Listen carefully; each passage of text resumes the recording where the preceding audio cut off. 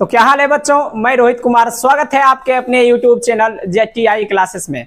बच्चों आज का जो वीडियो होने वाला है, चलिए क्लास शुरू करने से पहले आप लोगों को स्वतंत्रता दिवस की ढेर सारी शुभकामनाएं। उम्मीद है कि यह आजादी का पर्व आपके जीवन में खुशहाली लाएगा। जो होगा वह बहुत ही धांसू होने वाला है, क्योंकि आज जो अध्याय 2 क्लास 10th का ये विष के दांत जो नलिन विलोचन शर्मा के द्वारा लिखा गया है, उस अध्याय का वस्तुनिष्ठ करवाया जाएगा। इसके मुख्य पात्र हैं खोखा, कासू, गिरधर लाल और खोखा के पिता और माता, जिनका नाम है सेन साहब। तो चलिए सबसे पहले थोड़ा हम क्या करते हैं, नलिन विलोचन शर्मा के बारे में जान लेते हैं, क्योंकि वस्तुनिष्ठ प्रश्न में लेखक के बारे में भी पूछा जाता है कि इनका जन्म कहाँ हुआ था, मृत्यु कब हुई थी, इनके पिता का क्या नाम है, माता का क्या नाम है, इनकी कौन कौन सी रचना है। फिर चलेंगे हम क्या अध्याय के वस्तुनिष्ठ के पास। तो नलिन विलोचन जो शर्मा है, इनका जन्म हुआ था पटना के बदरघाट में हुआ था। पटना के बदरघाट में इनका जन्म 18 फरवरी 1916 को हुआ था। इनके पिता का नाम था पंडित रामावतार शर्मा और यह अपने भाइयों में सबसे बड़े थे, मतलब अपने पिता के बड़े पुत्र थे। इनकी जो माता है उनका नाम था रत्नावती। तो आपसे जब पूछा जाएगा कि नलिन विलोचन शर्मा का जन्म कहां हुआ था, तो पटना के बदरघाट में हुआ था। कब हुआ था, तो 18 फरवरी 1916 को। इनके पिता का नाम क्या था, तो पंडित रामावतार शर्मा और ये अपने क्या पिता के बड़े पुत्र थे। इनकी माता जो है उनकी नाम है उनका जो रत्नावती, और इनकी जो मृत्यु हुई थी वह हुई थी 12 सितंबर 1961 ईस्वी में। तो ये लेखक का क्या है परिचय है, आपसे क्या है लेखक के बारे में इन सारे जो तथ्य हैं उनके बारे में पूछा जा सकता है। चलिए आज जो करवाया जाएगा वो लगभग 40 वस्तुनिष्ठ आप लोगों को करवाया जाएगा। इस अध्याय से इसी 40 वस्तुनिष्ठ से क्या किया जाएगा, प्रश्न पूछा जाएगा। तो चलते हैं इस प्रश्न के और। पहला प्रश्न दिया गया है कि विष के दांत पाठ की विधा है। आप लोगों को बताया गया होगा कि विष की दांत जो कहानी है, कविता है, क्या है। तो विष का जो दांत है वह एक कहानी है। क्या है, विष की दांत कौन सी विधा है, कैसी विधा है, तो याद रखिएगा यह कहानी है। अगला है मदन के लिए क्या खाना मामूली बात था। मदन क्या खाता था, मतलब क्या खाने के लिए, मतलब वो खाना नहीं, भोजन नहीं है, याद रखिएगा। ऑप्शन दिया गया है धुतकार, प्यार, मार, फटकार। तो मदन क्या था, एक गरीब लड़का था, और गरीब लड़का के लिए ये गली में रहने वाला था, इसके लिए मार कोई बड़ा बात नहीं था। तो ये मार खाने के लिए क्या, मार खाना इसके लिए मामूली बात था। चलिए अगले प्रश्न की ओर चलते हैं। अगला प्रश्न जो दिया गया, प्रश्न संख्या 3 दिया गया नलिन विलोचन शर्मा द्वारा लिखित कहानी है। आप क्या कर ले, लेखक के बारे में और उनकी रचना याद कर ले, क्योंकि रचना से प्रश्न आता है। तो ये जो अध्याय लिखा गया है विष के दांत, इसके ही लेखक कौन है, नलिन विलोचन शर्मा है।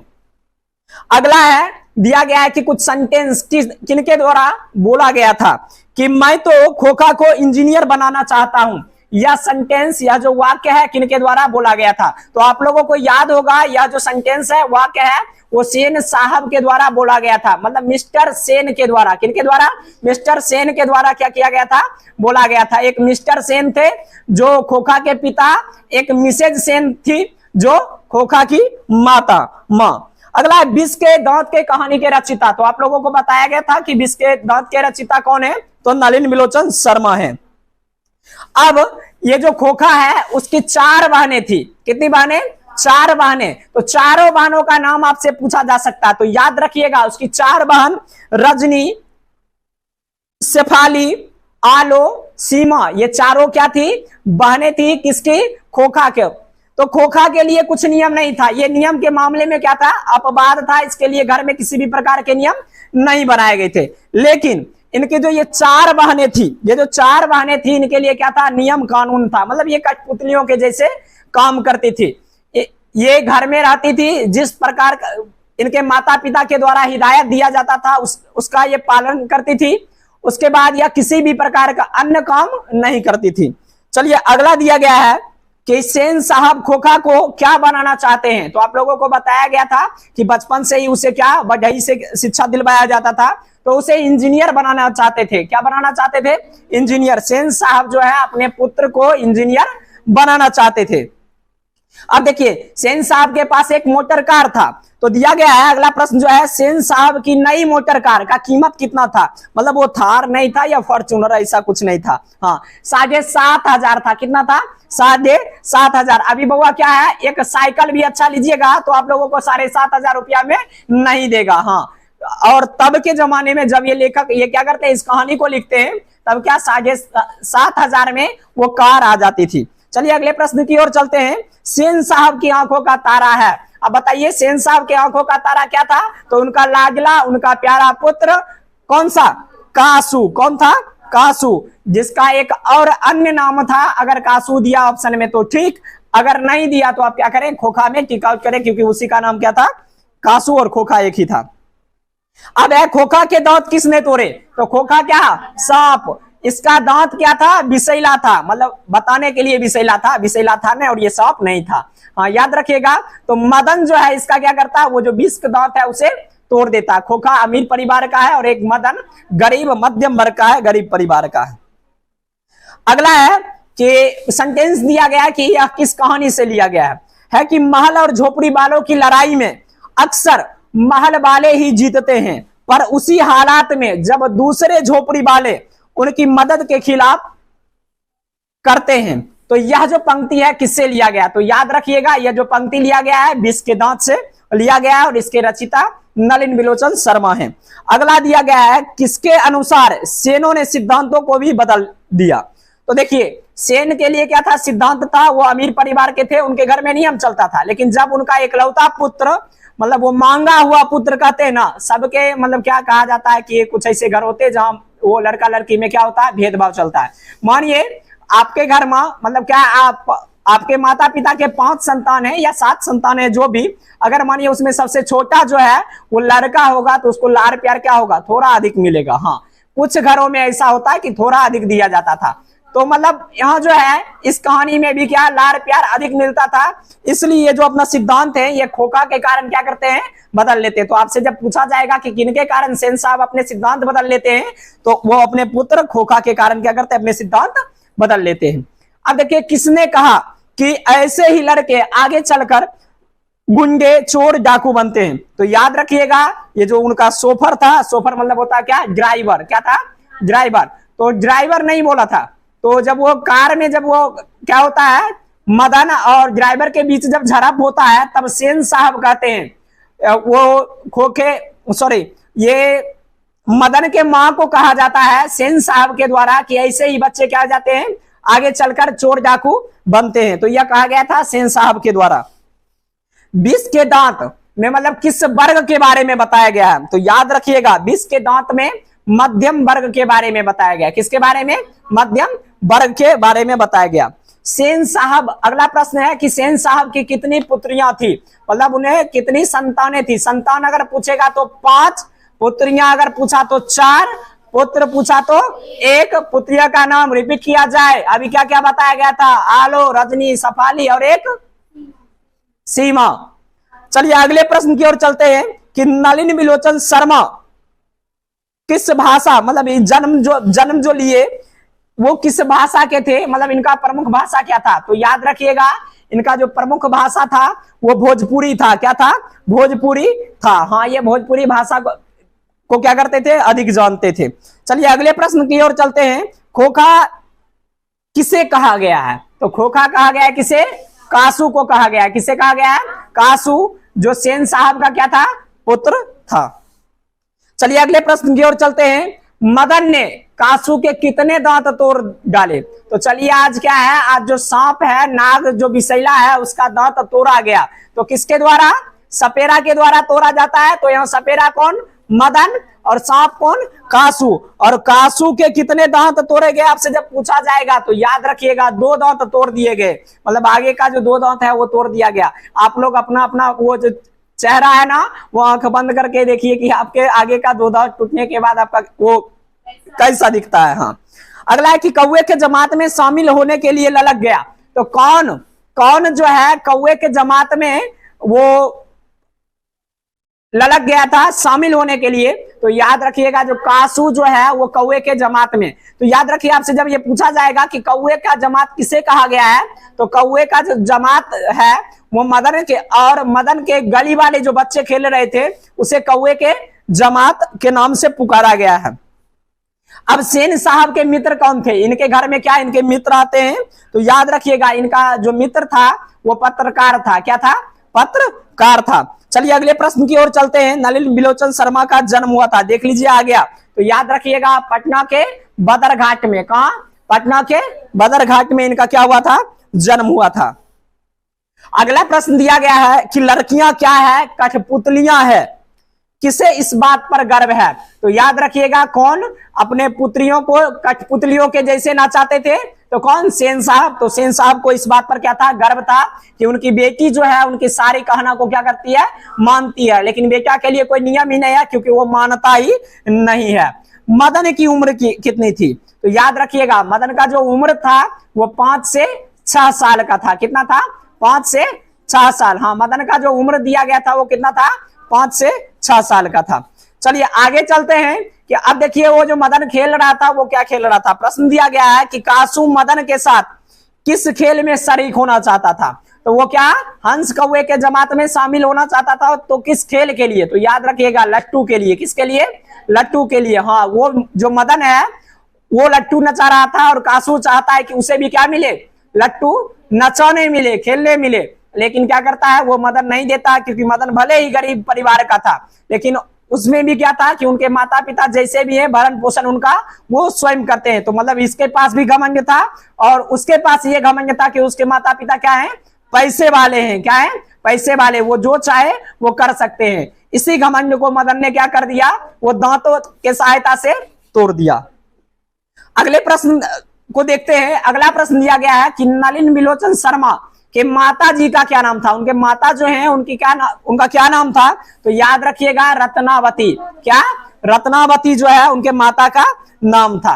आपसे ये पूछा जाएगा कि नलिन बिलोचन जो शर्मा है उनके पिता का क्या नाम है? तो याद रखिएगा उनके पिता का नाम है पंडित रामावतार शर्मा। अब आपसे ये अगर पूछ लिया जाए कि पंडित रामावतार शर्मा क्या थे? तो याद रखिएगा वो विद्वान थे। क्या थे? विद्वान थे। चलिए अगले प्रश्न की ओर चलते हैं कि दृष्टिकोण का रचनाकार कौन है? तो आपसे अभी शुरू में ही बताया गया था कि आप लेखक के बारे में क्या कर ले? पूरा ठीक ढंग से तैयारी कर ले। लेखक के द्वारा कौन कौन सी रचना की गई है। क्या होगा? आपसे ऐसा पूछा जाएगा कि यह रचना किनकी है? तो आप तो याद करेंगे कि 20 के दांत के लेखक कौन है? नलिन बिलोचन शर्मा। लेकिन अगर आपसे ऐसा पूछ दिया जाए कि इनकी और कुछ रचनाओं के बारे में जिस रचना का चर्चा जो आपके किताब में नहीं किया गया, सिर्फ नाम दिया गया कि इनकी ये रचनाएं हैं, तो आप नहीं बता सकते हैं। इसलिए आप क्या कर ले? लेखक के बारे में ठीक तरह से जानकारी प्राप्त कर ले। तो ये जो दृष्टिकोण है यह लिखा गया था किनके द्वारा? नलिन बिलोचन शर्मा के द्वारा लिखा गया था। किनके द्वारा लिखा गया था? नलिन बिलोचन शर्मा के द्वारा लिखा गया था। अब देखिए आपसे पूछा जाएगा कि उनकी जो कार थी किनके? सेन साहब की। हाँ, किसके? सेन साहब की जो कार थी वो किस कंपनी की थी? तो ऑप्शन हम देते हैं, चलिए आप लोग बताइएगा। महिंद्रा थार, फॉर्च्यूनर, हाँ ये स्कॉर्पियो और एक स्ट्रीम इंड। तो याद रखिएगा उनका जो कार था स्ट्रीम इंड था, तब ये सब लॉन्च नहीं हुआ था। अगर लॉन्च हुआ रहता तो वो क्या करते? वो भी अपने घर पर क्या करते? फॉर्च्यूनर लगाते। हाँ, और उनकी बेटी जो है वो फॉर्च्यून में क्या करती? अपना खाना बनाती। क्योंकि नियम उनके घर का क्या कुछ इसी प्रकार का था कि बेटी को क्या करना है? दबा कर रखना है और बेटों के लिए किसी भी प्रकार का नियम सिद्धांत नहीं रखना है। अगले प्रश्न की ओर चलते हैं कि सेन साहब का जो कार था उसका कलर क्या था? कलर जो दिया गया है वो किस कलर का था? तो याद रखिएगा काले रंग का कार था। कैसा था? काला रंग का। अभी देखिए जो भी मतलब वो 4 चक्का वाला कार होता है या जो भी 4 व्हीलर होता है वो आप व्हाइट हो और किसी कलर को हो तो मतलब ज्यादा अट्रैक्टिव नहीं लगता, वो देखने में ज्यादा सुंदर नहीं लगता हो। अगर उसका जो कलर है अगर ब्लैक हो तो वो क्या होता है? बहुत अच्छा होता है। मतलब वो तब भी उनका चॉइस था क्या? ब्लैक रंग का ही था। चलिए अगले देखते हैं कि नलिन बिलोचन शर्मा की स्कूल की पढ़ाई कहां से की? तो वो जो अपने स्कूली पढ़ाई किए थे याद रखिएगा पटना कॉलेजिएट स्कूल में, क्योंकि वो कहाँ के रहने वाले थे? पटना के ही रहने वाले थे। उनका जन्म हुआ था पटना के बदर घाट में। तो वो अपना जो स्कूली शिक्षा लिए थे वो पटना कॉलेजिएट स्कूल में लिए थे। चलिए अगला प्रश्न है कि मोटर कार को किससे खतरा थी? तो याद रखिएगा मोटर कार को कहा जाता है कि मदन से खतरा थी, लेकिन मदन से खतरा नहीं था। आंसर होना चाहिए क्या, खोखा से खतरा था। किससे था, खोखा से, कासू से खतरा था, क्योंकि वही हथौड़ा लोहा लेकर क्या करता था, उस पर जाकर अपना एक्सपेरिमेंट किया करता था कि इसे क्या करते, बल्ब को हम क्या बना देते, चक्का बना देते थे। वो उतना बता बच्चा था, क्या करता था, जाकर वो टायर में सुआ चुभो देता था, इसलिए ताकि क्या उसको लगता था ये कैसे पचकता है, वो थोड़ा चेक कर ले। अगले प्रश्न की ओर चलते हैं। किसके मोटर की चमक धमक को कोई खतरा नहीं था? तो याद रखिएगा, किससे मोटर की चमक धमक को थोड़ा भी खतरा नहीं था? तो उनकी जो 4 पुत्रियां थी जो घर से बाहर नहीं निकलती थी, उनसे किसी भी प्रकार का मोटर कार का खतरा नहीं था। अगला है, सेन साहब ने किसे खूब फटकार लगाई? तो याद रखिएगा, गिरधर लाल को। और गिरधर लाल कौन था? तो ये जो मदन है उसका पिता। कौन? मदन के पिता का क्या नाम था आपसे पूछा जाएगा, तो गिरधर लाल। याद रखिएगा, सेन साहब किसके व्यंग से ऐठ कर रह गए? जब क्या करते हैं, उनके घर में पत्रकार महोदय आते हैं और जब वह उनके पुत्र पर व्यंग करते हैं, तो मतलब वो क्या होता है, अंदर से वो गुस्सा आता है, लेकिन वो क्या करते हैं, सहन करते हैं। क्या करते हैं, सहन करते हैं, सहकर रह जाते हैं। तो इसका आंसर क्या हो जाएगा, उनका जो मित्र था पत्रकार के व्यंग से। चलिए अगले प्रश्न की ओर चलते हैं। मदन अक्सर किसके हाथों से पीटता था? मतलब पीटा जाता था। तो याद रखिएगा, मदन गिरधर लाल मतलब अपने पिता के हाथों से अक्सर पीटा जाता था, क्योंकि गली का बालक है, वो गली बॉय है। क्या है, गली बॉय। याद रखिएगा, सेन साहब अपने पुत्र को क्या बनाना चाहते थे? फिर से रिपीट, जितने भी प्रश्न करवाए जा रहे हैं सभी प्रश्न क्या है, किसी ना किसी साल क्या किया गया है, पूछा गया है। हाँ, तो सेन साहब अपने पुत्र को इंजीनियर बनाना चाहते थे। क्या बनाना चाहते थे?